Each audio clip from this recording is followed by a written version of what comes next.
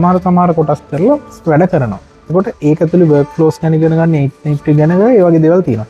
ඊට අමතරව අපි ඉගෙන ගන්න දේ තමයි ඒකෙන් පස්සේ අපි ඉගෙන ගන්න තියෙන දේ මේ ඒජන්ට්ලා එකිනෙකා කමියුනිකේට් කරගන්න පුළුවන් වෙන එක. ඒක ගැන අපිට කතා කරන්න තමයි මල්ටි ඒජන්ට් සිස්ටම් තියෙන්නේ. ඒතකොට මල්ටි ඒජන්ට් සිස්ටම් එක අපි ඉගෙන ගන්නවා ස්වාම් ඉන්ටෙලිජන්ට් එක, knowledge graph ගැන, knowledge එක කොහොමද මොඩියුල් කරන්නේ, මේ වගේ දේවල් ගැන.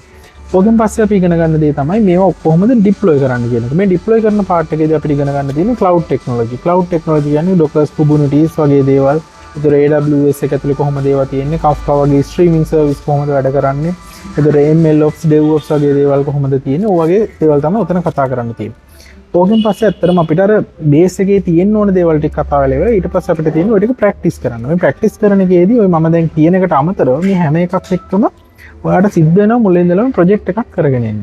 එකක් හෝ කීපයක් කරගෙන එන්න සිද්ධ වෙනවා. එතකොට මේ ප්‍රොජෙක්ට් වලින් ඔයා ගන්නවා අයිඩියා එක කොහොමද මේ knowledge එක ප්‍රැක්ටිකලි යූස් කරන්න කියන එක. ඊට පස්සේ ඔයාට තියෙන්නේ ඇත්තටම ඔය ඔක්කොම එකතු කරපු තනි සිංගල් ප්‍රොජෙක්ට් එකක් ෆයිනල් කරන්න. මේක කරාට පස්සේ ඔයාට සම්පූර්ණම අදහසක් එනවා ඔයාට මේ ප්‍රොජෙක්ට් එකක් කොහොමද ෆිනිෂ් කරන්න, මේ මොනවද ටෙක්නොලොජි යූස් කරන්න ඕනේ නැත්නම් මොනවද ඔය ගැන අදහසක් එනවා.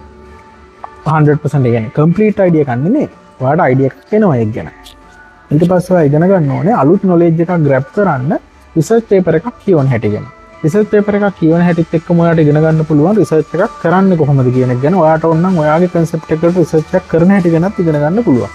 ඊට පස්සේ scientific communications ගැන ඔය මේ document කරන ඒවා ගැන ඔයාට දෙන්දි කතා කරන්න ඉගෙන ගන්න වෙනවා.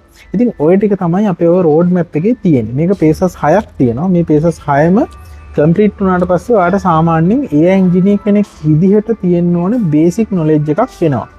ඉතින් මේ knowledge එක තව ඔයාට එක එක පැති වලට අරගෙන යන්න පුළුවන්. ඒක ඔයාගේ experience එක, ඔයා වැඩ කරන field එක ඔයත් එක්ක ඔය වෙනස් වෙනවා.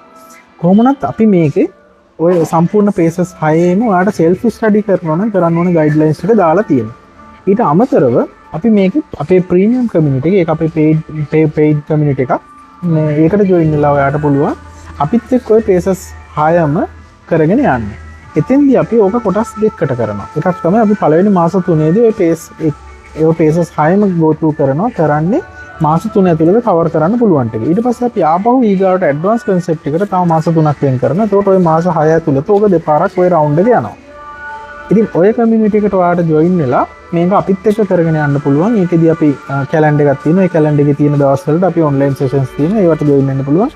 ඉතින් ඊට අමතරව ඔය community එකේ තව events තියෙනවා. ඒ කියන්නේ තව resource person level කරන මේ events තියෙනවා. ඒවට join වෙන්නත් පුළුවන්. ඉතින් ඔය විස්තර ඔක්කොම මම post එක වෙනම දාන්නම්.